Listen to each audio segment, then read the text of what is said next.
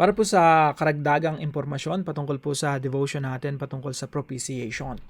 Yung propitiation po, ito po yung ginawa ng Panginoon Jesucristo sa krus para pawiin lahat ng galit at puot ng Diyos laban sa isang taong makasalanan. Now, sabi po dito sa 1 John chapter 2, verse 2, He is the propitiation for our sins, and not for ours only, but also for the sins of the whole world. Propitiation. Again, dito po sa Hebrews chapter 2 verse 17, sabi dito, Therefore, he had to be made like his brothers in every respect. Ang Panginoon Jesucristo, kailangan niya maging tao just like his people, his brothers and sisters, so that he might become a merciful and faithful high priest in the service of God to make propitiation for the sins of the people. Nakikita niyo po rito, si Jesus Christ yung high priest in the service of God to make propitiation for the sins of the people. Kung napanood niyo po yung mga devotion natin ng mga nakaraan, yung templo, yung priest, yung mga alay sa templo, lahat ng mga laman ng templo sa Old Testament, yun po ay symbolism. Simbolo ng ating Panginoon Jesucristo. So, sabi rito, He is the high priest at the same time, He make propitiation for the sins of the people. Now, sa Old Testament po, meron po doon tinatawag na Ark of the Covenant. Yung Ark of the Covenant ay ganito po siya. Isang kahon siya na may dalawang anghel sa ibabaw. At sa loob po niyan ay may mga ilang elementong laman. Kabilang na po yung 10 Commandments. Now, para po mas ma-appreciate natin, ba't may mga ganyan, no? Lahat po ng parte niyan, patungkol yan kay Jesus, no? Pati yung basta lahat ng mga laman sa templo, patungkol yung kay Jesus. Now, ito pong Ark of the Covenant, yung 10 Commandments po, nandito. Sa loob ng kahon na yan. Now, yung 10 Commandments po, pag sinamarize mo yun, actually, pag in-expand mo, maraming kautosan yun sa Old Testament. Pag sinamarize mo, 10 Commandments. Pag yung 10 Commandments, sinamarize mo pa uli, yun na yung sinasabi ni Jesus Christ na pinakamahalagang utos. Love God, love people. Pag sinamarize mo pa yun, binuod mo pa yun, yung love God, love people, ano po yun? Yun yung very nature. Yun yung pinakakatangian at kalikasan ng Diyos. So, imagine niyo po, no? God, He is love. Yung pinaka-importante niyang utos, dalawa. Love God and love people.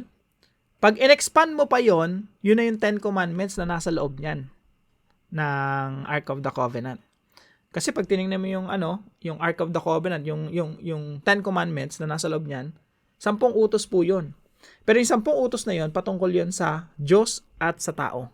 How are you going to love God and how are you going to love people? Pag in-expand mo pa yun, yun na po yung lahat ng mga kautusan sa Bible. Okay? Now, sa 10 Commandments, kapag, sabi ron, huwag kang magnanakaw. Okay? Pag nagnakaw ka, what you are actually doing is you're violating love.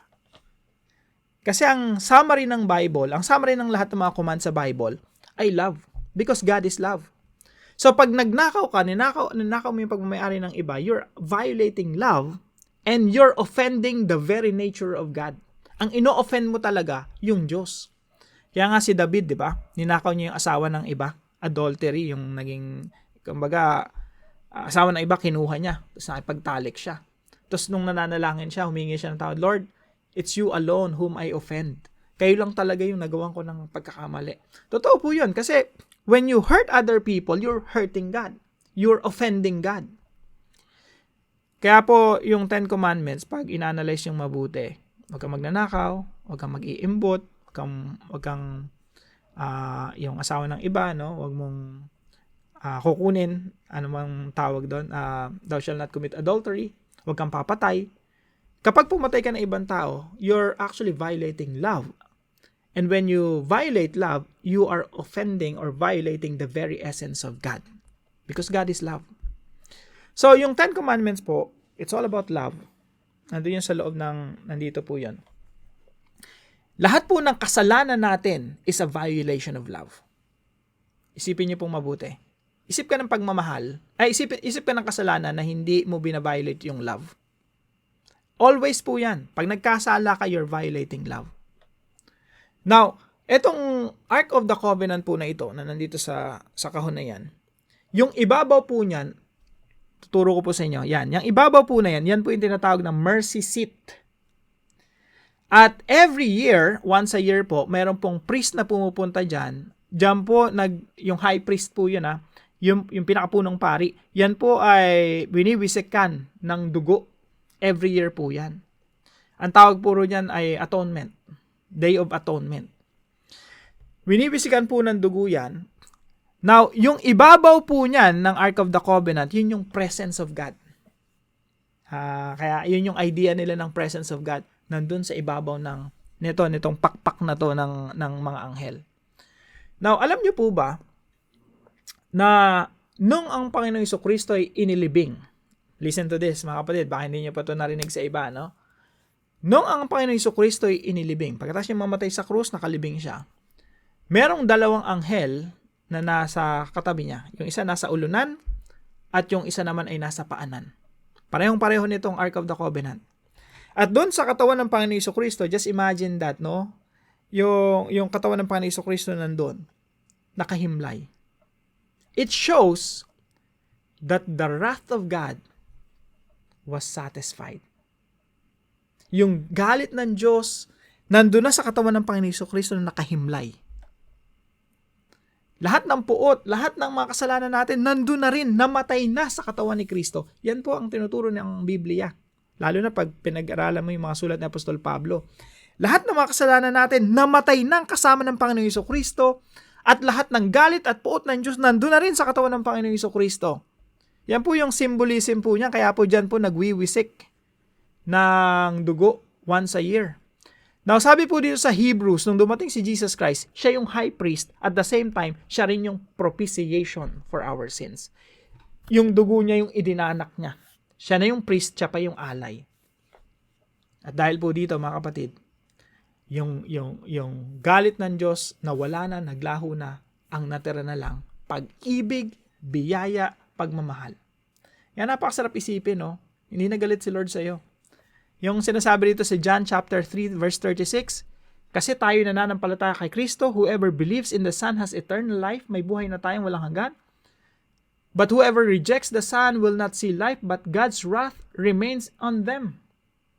Sa atin, nananampalataya kay Kristo, yung galit ng Diyos wala na, hindi na nanatili sa atin, naipasa na sa katawan ng Panginoong Jesucristo at kasama ng napawi, kasama ng namatay doon sa krus ng Kalbaryo at nailibing na rin.